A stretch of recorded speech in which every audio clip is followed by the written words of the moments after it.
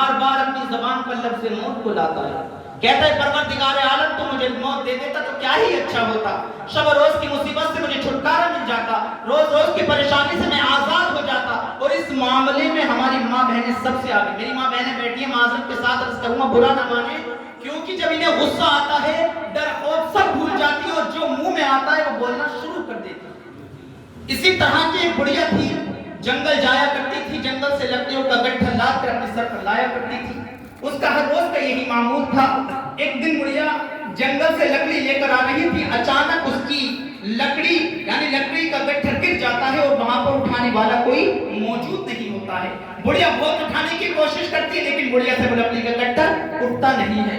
بڑھیا نے بہت کوشش کی, جب بڑھیا سے وہ گٹھا نہ اٹھا تو وہی عورتوں والی فطرت کہنے لگی میری موت کہاں ہے تو, اگر تو آ جاتی تو کتنا اچھا ہوتا, روز روز کی مجھے پریشانیوں سے آزادی مل جاتی, یہ روز کی شب روز کی مصیبت سے میں چھٹکارا پا لیتی, میری موت کہاں ہے تو. اتنا کہنے کے بعد بڑھیا بڑبڑاتی ہوئی ایک درخت کے نیچے آرام کی نیز سے بیٹھ گئی. میرے پیارے ذرا توجہ سے سننا, بڑھیا آرام کی نیز سے بیٹھ گئی. کچھ دیر کے بعد ایک شخص انسانی شکل میں نمودار ہوا, بڑھیا کے پاس آ کر کھڑا ہو گیا. بڑھیا نے دیکھا, بڑھیا نے کہا تم کون ہو, کہاں سے آئے ہو, کہاں جا رہے ہو. کہا مجھے بھول گئی, ابھی تک تم مجھے یاد کر رہی تھی, کچھ دیر پہلے تو میرا نام لے رہی تھی. کہا تم کہنا کیا چاہتے ہو, تم کون ہو, میں نے تو تمہیں پہلی بار دیکھا ہے. ملک الموت نے کہا ابھی تھوڑی دیر پہلے تم مجھے یاد کر رہی تھی, تھوڑی دیر پہلے کہہ رہی تھی میری موت تو آ جاتی تو کتنا اچھا ہوتا, میں تیرے سامنے کھڑا ہوں. جیسے ہی بڑھیا نے سنا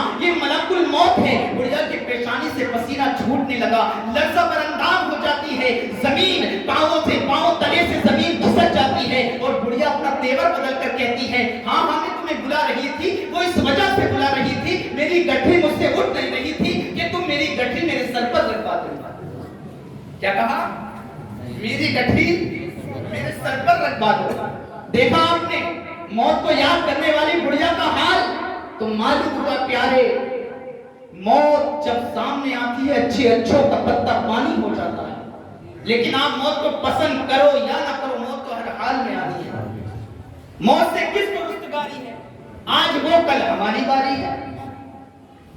دنیا میں آنے کی تو ترتیب ہے لیکن جانے کی کوئی ترتیب نہیں ہے.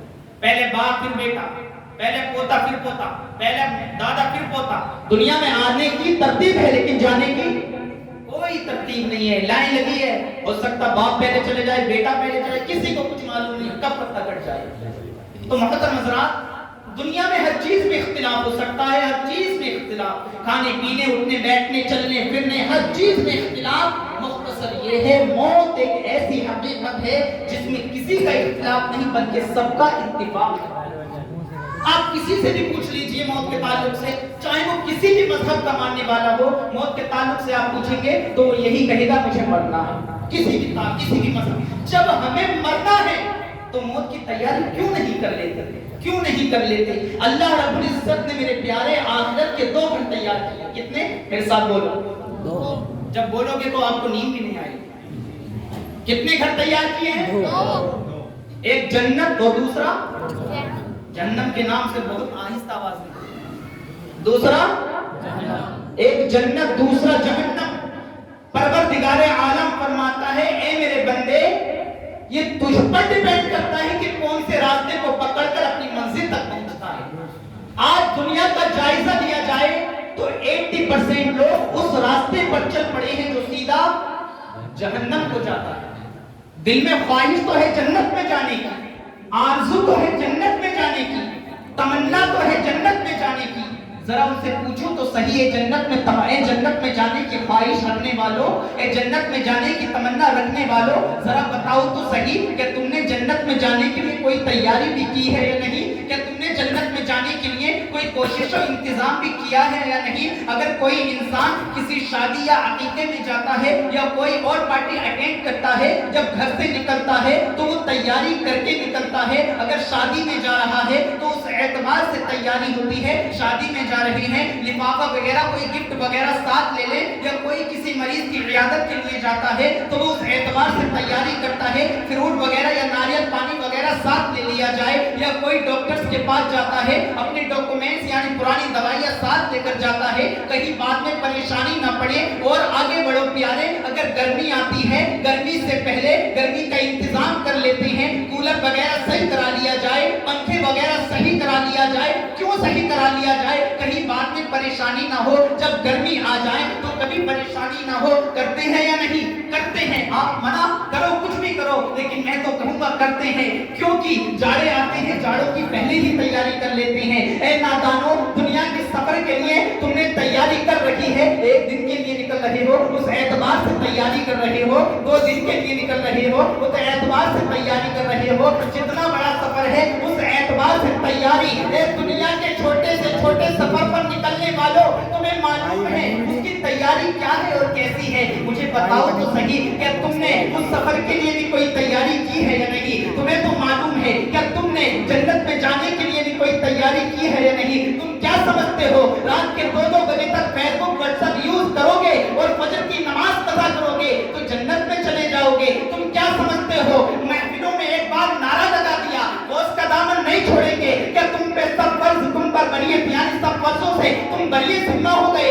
تم کیا سمجھتے ہو 2-3 مرتبہ نعرے لگا دیے تمہیں جنت مل جائے گی؟ جنت اتنی سستی نہیں ہے پیارے کہ نعروں میں تمہیں جنت مل جائے گی۔ تم کیا سمجھتے ہو لبس پوائنٹ اور پکنک اسپاٹ پر جاؤ گے جنت میں چلے جاؤ گے؟ تم کیا سمجھتے ہو شراب کے پیالے چٹکاؤ گے اور تاش کے پتے کھیلو گے جنت میں چلے جاؤ گے؟ تم کیا سمجھتے ہو ماں باپ کا دل دکھاؤ گے تو جنت میں چلے جاؤ گے؟ تم کیا سمجھتے ہو جھوٹ بولو گے، چغلی کرو گے، زناکاری کرو گے، بدکاری کرو گے، ریاکاری کرو گے اور جنت میں چلے جاؤ گے؟ نہیں نہیں پیارے، پروردگار عالم نے آخرت کے 2 گھر تیار کیے ہیں، ایک جنت ہے دوسرا جہنم ہے۔ اگر جنت میں جانا ہے تو راستہ جنت کا چننا پڑے گا، اگر جہنم میں جانا ہے تو اسی راستے پر چلتے رہو جس راستے پر چل رہے ہو۔ یزید کا راستہ جہنم کا ہے، نمرود کا راستہ جہنم کا ہے، فرعون کا راستہ جہنم کا ہے، عتبہ اور شیبہ کا راستہ جہنم کا ہے۔ میرے پیارے، میرے آقا حسین کا راستہ سیدھا جنت کو جاتا ہے، علی اکبر کا راستہ سیدھا جنت کو جاتا ہے،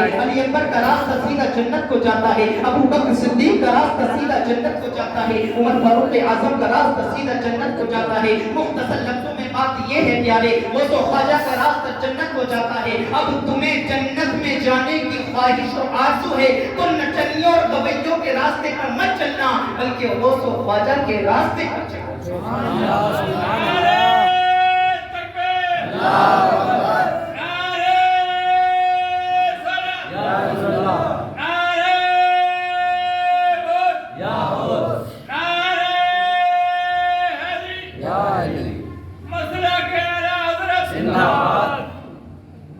بات سمجھ میں آ رہی ہے آپ کی؟ جی جی، کچھ کچھ تو نہ ہو رہی؟ نہیں نہیں۔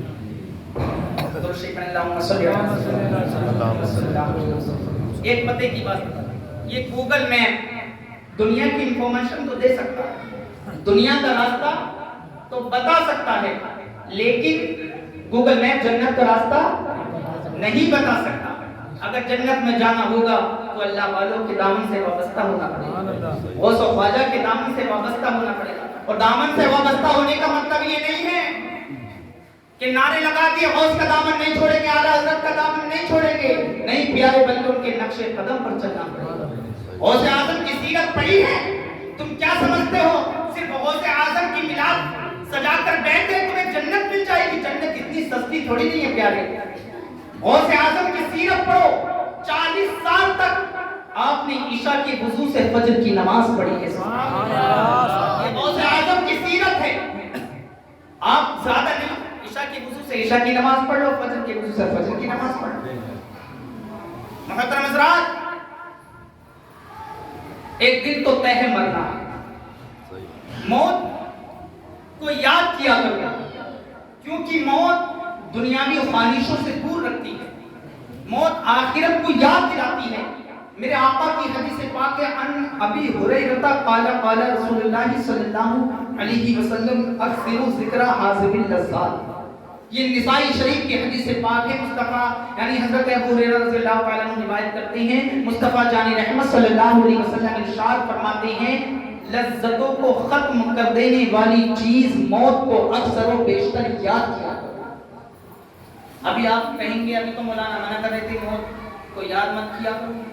इस हदीस पाक से मतलब ये नहीं है कि मौत की तमन्ना की जाए, मौत की आरज़ू की जाए, क्योंकि अल्लाह के नबी ने मौत की तमन्ना, मौत की आरज़ू और मौत की दुआ करने को मना फरमाया है। हदीस पाक में आया है, हज़रत अनस बिन मालिक रज़ियल्लाहु ताला अन्हु रिवायत करते हैं, मुस्तफ़ा जान रहमत सल्लल्लाहु अलैहि वसल्लम फरमाते हैं, अगर तुम में से कोई किसी दुनियावी मुसीबत या तकलीफ की यानी तकलीफ में मुब्तला हो जाए तो हरगिज़ अपनी मौत को याद ना करना, बल्कि इस तरह दुआ करना कि ऐ परवरदिगार आलम, जिस वक्त ऐ परवरदिगार आलम मेरे हक में जब तक जिंदगी बेहतर हो तो मुझे जिंदा रख, और जब मौत बेहतर हो तो मुझे मौत दे दे।